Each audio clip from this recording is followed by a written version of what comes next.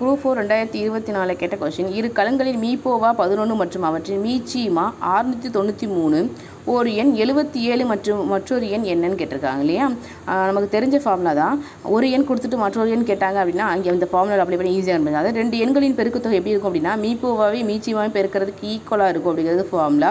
நமக்கு ஒரு எண் கொடுத்துட்டாங்க இல்லையா. அதாவது எக்ஸோட வேல்யூ 77 தெரியும். ஸோ ஒய்யோட வேல்யூ மட்டும் கண்டுபிடிங்க. மீப்போவோட வேல்யூ 11 கொடுத்துட்டாங்க, மீச்சீமாவோட வேல்யூ கொடுத்துருக்காங்க 693 கொடுத்துருக்காங்க இல்லையா. ஸோ 77 சரி பெருக்கல் இருக்கிறது சரி வந்து வகுத்தல்ல வரும். இதை வகுத்தல் அதாவது ஃபஸ்ட்டு 11 வாய்ப்பாடில் அடிச்சிங்கன்னா 7 கிடைக்கும். இந்த 7ஆல் இந்த வேல்யூ அடிச்சுன்னா 99 கிடைச்சிடும். ஸோ ஒய்யோட வேல்யூ 99. அதாவது இன்னொரு எண் மற்றொரு எண் என்னது அப்படின்னா 99. ஓகேங்களா. தேங்க்யூ. அடுத்து பாருங்கள். வியாபாரி ஒருவர் இரண்டு வகையான எண்ணெய்கள் முறையே 120 லிட்டர் 150 லிட்டர் என இரு கலன்களில் வைத்துள்ளார்.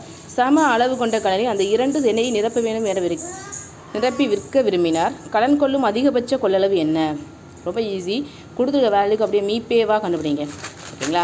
மீப்பேவாக கண்டுபிடிச்சிங்க அப்படின்னா உங்களுக்கு தேவையான ஆன்சர் கிடச்சிடும். 120 180 மீப்பே உங்களுக்கு கண்டுபிடிக்க தெரியும். ரெண்டுக்கும் ஒரே மாதிரியான காமன் ஃபேக்டர் இருக்கிறது மட்டும் தான் வகுக்க முடியும். இது ரெண்டுக்கும் காமன் ஃபேக்டர் ஃபஸ்ட்டு 10ஆல் வகுத்தீங்க அப்படின்னா 12 18 கிடைக்கும். இது ரெண்டுக்கும் காமன் ஃபேக்டர் 6. சரி திரும்ப வச்சிங்கன்னா 2 3 கிடைக்கும். இதுக்கு காமன் ஃபேக்டர் கிடையாது. ஸோ இதனால் ஸ்டாப் பண்ணிட்டு இது ரெண்டையும் பெருக்குனிங்கன்னா 60. ஸோ 60 லிட்டர் அப்படிங்கிறது தான் இதோட ஆன்சர். ஓகேங்களா. தேங்க்யூ. அதிகபட்சம்னு கேட்டாங்க அப்படின்னா நீங்கள் என்ன பண்ணுங்கள், மீப்பேவாக கண்டுபிடிங்க. அதுவே குறைந்தபட்சம் கேட்டாங்க அப்படின்னா மீச்சீமா கண்டுபிடிங்க.